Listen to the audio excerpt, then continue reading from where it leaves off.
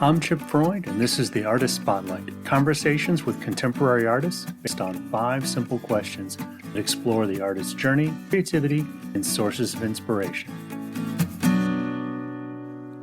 Thank you for joining us for another episode of the Artist Spotlight podcast. As usual, I'm your host, Chip Freund, and today I'm joined by Autumn Cobeland. You may know her better on social media as the Greenway artist. She is a painter, muralist, triathlete, and a Raleigh native. She earned her BFA and has studied as far away as Florence and Prague. Her works can be seen in galleries and shops, private collections across the country and beyond. Autumn's work is reminiscent of vintage travel posters, and her subjects frequently highlight the parks and trails of the Triangle. Autumn, welcome to the Artist Spotlight. Thank you so much for having me. Great to be here. Well, as you know, we start off with having you share with our audience something that is taking up your time in your art space. Yeah, I'm real excited to have been chosen this current year as one of the 5 North Carolina artists that are celebrating our trails throughout the state. So it's 2023, the year of the trail. And if you listen to that station on the radio, you will have heard a lot of advertisements about the year of the trail. So I think we're all just really excited to try to encourage people to find trails that they love. And we have such variety in our state. We're so lucky, really lucky. So what does that mean, the year of the trail and you being included as one of the artists? That's a great question. I was invited kind of toward the end of last year to create just a new piece that was, so instead of them using something that was already in existence, which of course I offered them, like, you can use anything. Yeah, that's great. But they wanted, I typically put some verbiage on my Greenway series, just again, a nod to those old travel posters. And I sort of love like the wabi-sabi nature of having it handwritten and not perfect, because of course we could do it perfectly. We've got all the technology we could ever need to put some writing on a picture, but I do like that handwritten touch. So they said, oh, for this, let's not have writing on it. And I took a somewhat ubiquitous bridge that is used throughout all trail systems. It's got to be just sort of an affordable go-to bridge for small creek crossings. And so it's one of those bridges, and just a really garish, bright color scheme. And so the Great Trails NC, if anybody wants to follow them on Instagram, it's at Great Trails NC. They have created some merchandise, and I have to say, I'm happy about being part of this. The other 4 artists are amazing. Like, I'm in the best of company with these trail images, and those artists are spread throughout the state. But they've created, note cards. I think they put my work on a mug. They have some really nice prints where they've superimposed, the information about celebrating the year of the trail. So, going forward, I mean, these are just great little memories of this special time where we're all cheering on our trails and parks. Very cool, very cool. So as we dig into the meat of the show here, what is your earliest memory of making art of any kind? Yeah, I love that question because I love sharing what my weird family did. When I was real little, we would sit down as a family. I have an older brother, and my parents would have us, and in my childhood mind, it was every week. And I'm sure they were like, no, we just did it whenever we could get around to it. But in my mind, it was every week we sat down, and my parents would ask all of us to draw something that had happened during the week. Oh. And as you can imagine, for like a 1-year-old, you have like these crazy swirls of just blue. And then my mom would like carefully pencil in, this week we spent time at the beach, And it would be like, it'd be like the description of this just ridiculous scribble of a kid. But as they developed, I kind of watch my parents do their little stick figure drawings, and I'd be like, oh, someday I hope to be as good as them at drawing stick figures. So it's like the goal was there to just sort of think in pictures a little bit. So I do. Well, excellent. That's a wonderful story. You've painted a vivid image. I'm right there at the kitchen table. Oh yeah, just You know, scrawling and then like, oh, we visited friends, and so it's just that little tagline. You're like, really, is that what that? what a wonderful gift to be sort of encouraged from the get-go to be creative. I love that. Yeah, yeah. So lucky. So, what brought you to your current medium and overall style? Mm. That's a good question. So I'll start with the style question because I was thinking about like how I ended up using gouache, and I ended up using gouache all because I wanted to paint a pet portrait of my pet beautiful dog, and I wanted to do it in the style of Toulouse-Lautrec on some of his advertising posters for the Moulin Rouge, and Hmm. so I wanted the dog's name really big and funky written out, and then I wanted the just kind of highlighting the head, and then like a little some more writing on there, and so I wanted it to look like a lithograph, so I was like using Conti crayon to sort of get that sort of thick crayon like outline going. But when it came to paint, like I was, my high school teacher was all watercolor all the time. So we did a lot of watercolor in high school. And then of course, when you're in college, it's all oil. Like you just do oil, oil, oil. And so I didn't have a whole lot of experience with acrylics, but I've painted a lot of walls and I've painted murals, and that's the acrylic background. But none of those seemed to go opaque and flat the way I wanted it to look like a print. And that, I don't know, have you been around long enough to remember Askew Taylor Paint Shop on Glenwood South? No. This was the artist's art store back in the day here in Raleigh. And so I went in there and powwowed with Kirk, and he led me to gouache, and gouache is a very fancy long French word for opaque watercolor. And so opaque watercolor, it goes on like house paint. It's just flat, dries flat. You can get a really even layer of paint, and it was perfect. It was perfect to create that look. So that was how I came to gouache as a medium, and of course having that background in watercolor. I mean, it behaves like a watercolor as well, and you can water it down and do everything with it.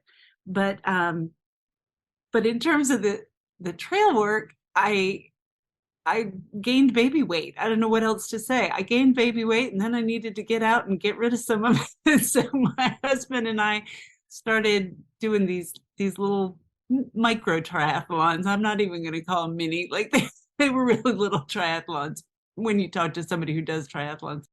But it was great, and because I'm really frugal and I didn't want to pay for a gym membership, so you can once your friend gives you a bike, you've got a bike, and you just walk out the door and do that, and you can walk out the door and go running. Although I'm still really bad at running, years and years and years of running later, that is not a forte of mine. Well, But you're still better than me because I've never had an interest in running, and my knees particularly don't like it. So yeah, no, it's not I'll fun. hike a trail for days, but Exactly. Yeah, exactly. running not so much. Yeah. Yeah, that's about how I feel about running too. I don't enjoy it. But yeah, hiking, walking. So yeah, it was getting out on the bike. I had grown up, the Greenway system in Raleigh was being developed like from the year I was born, basically. So, but I just didn't know it existed. So it took being mid-30s, trying to lose some baby weight to get out there and to go on these bike rides and just be absolutely delighted with how far I could go Hmm. without having to worry about traffic. And like, oh my gosh, like we haven't even crossed a road. What? Like we can go all the way to there without, interacting with dumb drivers. No, it was great. So I just, snapped lots and lots and lots of pictures while I was out there training and enjoying the trails. And they were building in 2012, which was really at the beginning of when I started doing the trail stuff. Um, they were just closing that gap between Crabtree Valley Mall and down to the art museum. It's called House Creek Trail. It's a critical connector in order to go loop around town. And that was so exciting. So I was kind of happy to be in it and sort of celebrating with them when in 2012 when they completed that. That was the city. And I donate a portion of my print sales, because mostly what I sell are prints of these things. And they I started by donating just through the city Parks and Rec, and then I branched out a little bit and started donating to Triangle Greenways Council. And then I realized that East Coast Greenway was really doing a whole lot of work on these trails. And I decided that maybe that was the way to just sort of throw my pennies in the hat at them. So yeah. No, that's great. That, I mean, not only does your work bring attention to the greenways and make people aware, but when they support your work, they're supporting the actual greenways. That's wonderful. True. Yeah. We've sort of touched on this, I think, but let's dig a little deeper. But what inspires your work? Where does it come from? Oh, yeah. I was kind of not sure what I was going to say about that question. I think I do sort of believe that there's some of us that just can't help ourselves from making stuff. Like, I mean, just sort of that artist mindset of like, oh, there's a blank wall. Boy, it could be better. And just sort of an obsessive, like, what could we do to make this more exciting or more colorful or more happy? Or, so I think I would create art, whether it was this particular subject or, just designing murals. And I just sort of, I love actually doing the work, I think. Okay. Thinking about some of the pieces we can see behind you there, let's dig into the ideas on those. What caught your attention? Just pick one or two of them and say, what is it about that? Like, ooh, I got to do that, Yeah, so the Blue Bridge, which is up over my shoulder, that is that bridge that connects from West Raleigh over to the Art Museum, and it spans over our belt line, and it is a pedestrian bridge, and it is remarkable to me that it got made. Like it's beautiful, and it's just so people can take nice walks across and bridge that cavernous belt line that hems us in here. And so that, yeah, just standing up there, probably like with my little kid, and she's nervous, and I'm looking, and just the sun is bright and the shadows are coming across it, and it was just so kind of linear and funky, but people out there having a lovely time either biking across it or walking across it. So that was one of the very first images that I painted as part of this particular series. The cityscape behind me was a really just kind of a sketch for the City of Oaks Marathon folks. So little people kind of or blobs of paint, as I like to call them, down below. And that was a piece that it actually, I mean, the funny story there is just, it was wonderful that they didn't end up using it, because the piece they ended up using as a award for the City of Oaks Marathon, that we did a limited edition printing, and then somebody bought the original. So there's just no more of them. So they did not select this one. And I loved this one. And since I got to keep it and we didn't do a limited edition, I did an open edition printing for it. So now it's just kind of a fun celebration of our sweet little downtown, which has actually changed a lot. So I think I might have to do another one of those. Yeah, and we've only been here for I guess now 17 years, but Oh yeah. even Yeah. in that time, Oh, it's changed. It seems like every absolutely. time I drive down there, I'm like, wait a minute, there's another crane. Oh yeah. Oh yeah. Yeah. Um, Uh, so, what advice would you give to an artist just starting out? Whether they're a young artist, or whether they're somebody like me who's an encore career artist. yeah, I did. I thought about that question, but I do. Um, I feel like the best way I can vocalize what I might want most to say to that.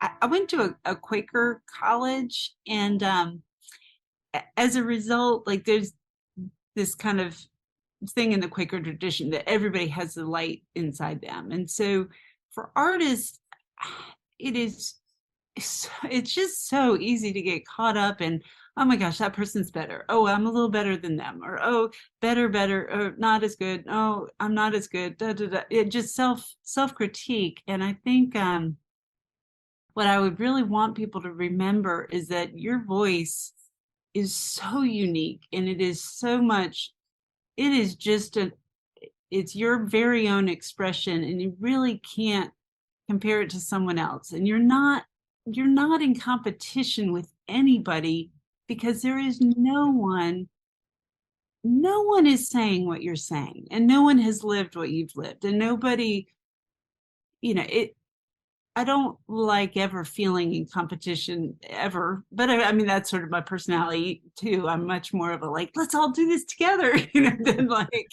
I'm going to beat you. I mean, that's sort of a personality thing as well. But I just feel like when people come in my gallery and I talk to them and they're young and they're like, I just don't know. I don't know if what I have to offer, or I'm insecure about what I have to offer. Like, you have something to offer. And as an artist, like, if no matter what your craft is, like, you've got a voice, someone out there wants to hear it, someone else needs to hear it, and the best we can do is just kind of be our own best advocates to just trust that if you're called to express yourself artistically, like, just do it and believe in it, and encourage each other to also believe that it's a valuable part of life. I mean, I often tell people, I mean, I say this a lot. I'm like, you can be a brilliant scientist and you can come up with all kinds of stuff, but you've got to present that information in a way that somebody's going to want to look at your article. I mean,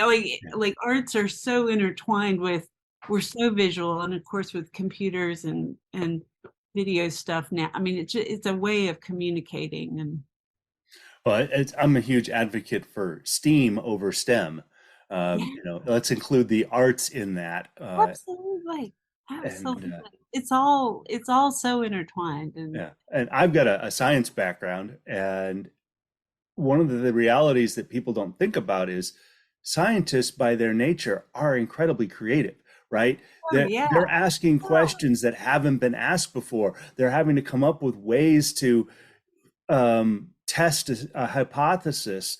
mm, It's incredibly creative. If people think, oh, it's separate, I'm like, no, it's just different ways of looking at the same thing.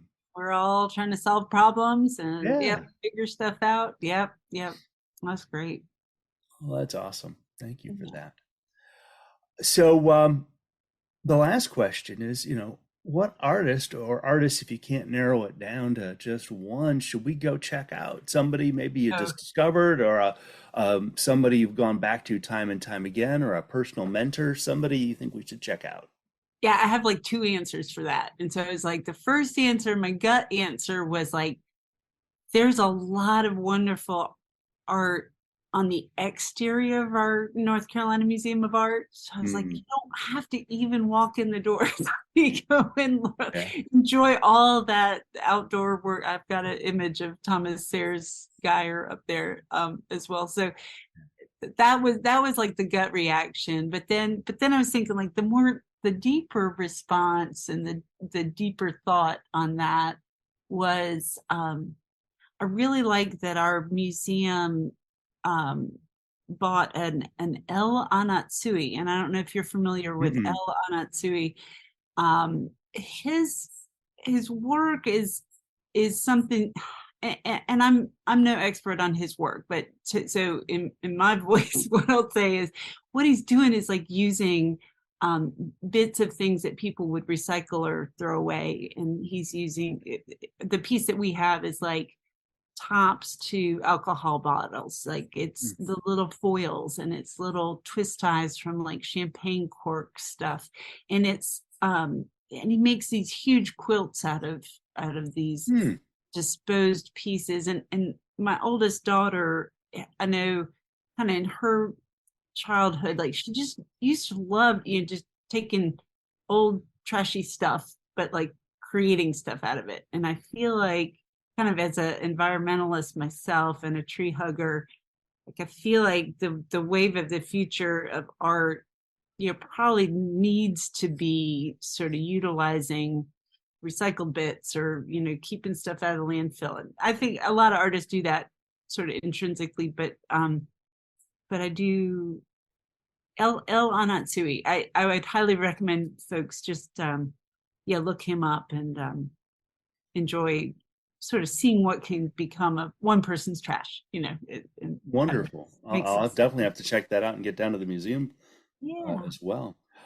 You can like learn about it. The museum has a really accessible information where you can kind of look up things in the collection, and there's a nice website there.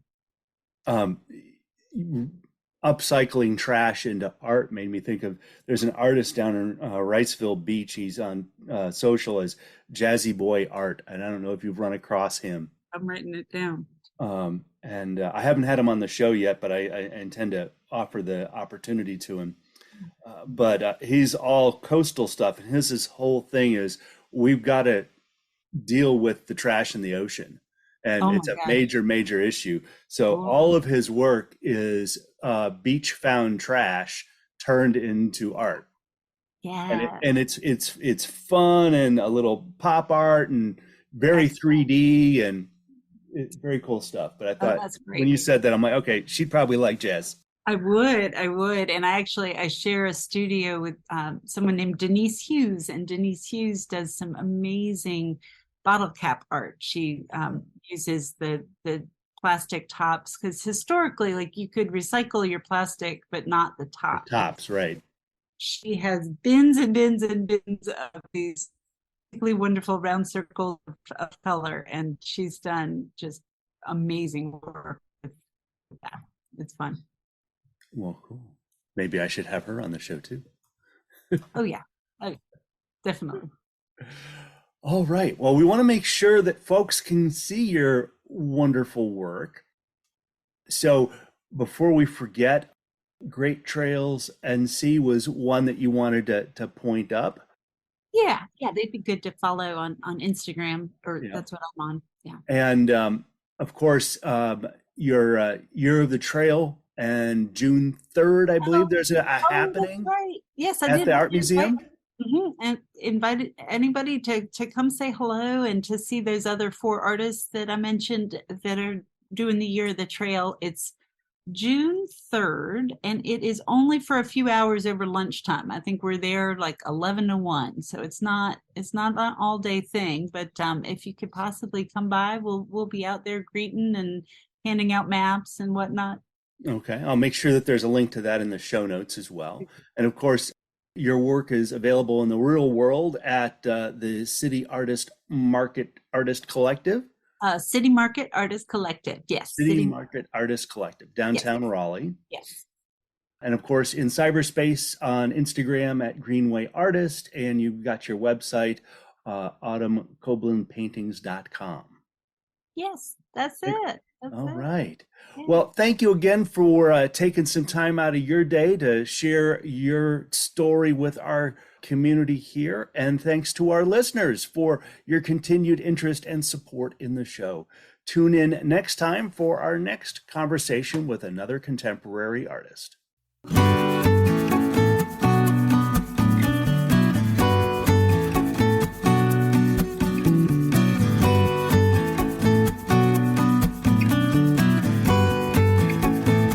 Thank you for joining us.